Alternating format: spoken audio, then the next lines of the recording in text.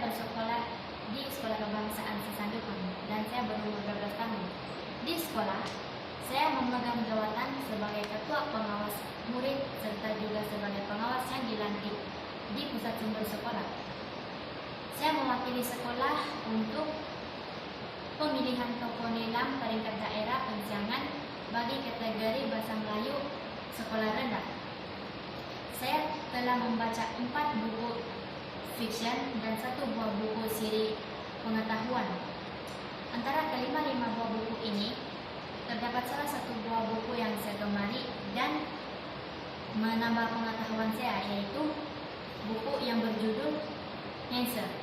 Buku ini telah ditulis oleh Angela Rustan dan diterjemahkan dalam bahasa Melayu oleh Muhammad Nur Azli. Antara kandungan yang terdapat dalam buku ini ialah saya dapat mengetahui apa itu kanser. Kanser ialah penyakit serius yang boleh dihidapi selama beberapa bulan malah bertahun. Seterusnya, siapa yang boleh menghidap kanser?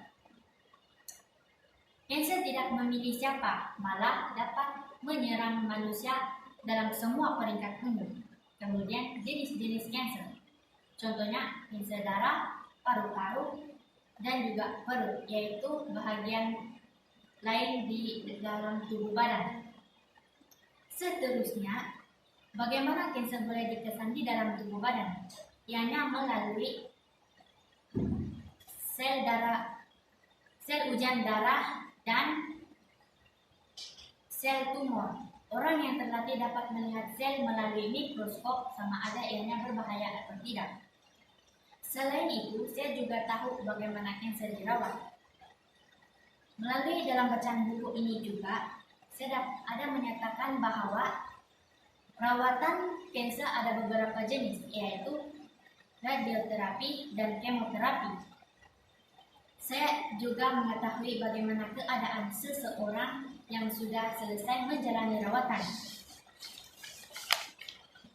Secara amnya, penghidap kanser boleh menjalani kehidupan seperti biasa selepas pulih, namun tidak serta-merta. Kemungkinan mengambil masa yang agak panjang untuk jadi normal semula. Yang terakhir, ini adalah pengetahuan penting yang saya dapat, yaitu langkah untuk mencegah kanser. Kita haruslah mengambil makanan yang berkhasiat seperti sayur-sayuran dan buah-buahan. Tidak merokok dan tidak mengambil minuman beralkohol. Nilai murni dan pengajaran yang saya perolehi daripada bacaan ini ialah bagi kita yang sehat, kita harus bersyukur dan hargai kesehatan tubuh badan kita sendiri. Selain itu, jangan memandang serong terhadap pesakit kanser sebab penyakit itu bukan dipinta. Tetapi berikan mereka dorongan untuk kembali sehat dan melawan kanser. Dari segi motivasinya, selepas membaca dan memahami serba sedikit tentang penyakit kanser, saya perlu sedar serta mengamalkan gaya hidup sehat. Saya perlu disiplinkan diri untuk menjaga pemakanan. Begitu juga dengan Anda semua. Antara kebaikan daripada bahan yang telah saya baca ini ialah kanser sebenarnya boleh dirawat jika dapat dikesan dari lebih awal. Keburukannya pula, kanser boleh membawa maut jika tidak dicegah daripada awal.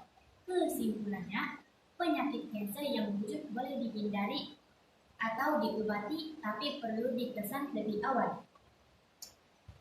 Untuk diri sendiri dan kita semua, amalkanlah gaya hidup sehat sebagai langkah untuk mencegah beberapa jenis kanser.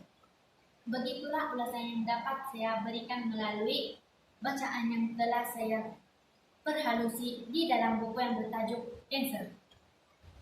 Selain daripada buku yang berjudul Kanser, terdapat 4 buah buku lain yang telah saya baca, yaitu buku yang pertama adalah Duit Perlindungan Gerai yang ditulis oleh Nur Azlan Amin. Buku ini mengisahkan tentang seorang remaja yang berusaha menambah hasil dengan menjual hasil pertanian kecil-kecilan, kemudian telah diperas ubud untuk membayar pelindungan gerainya.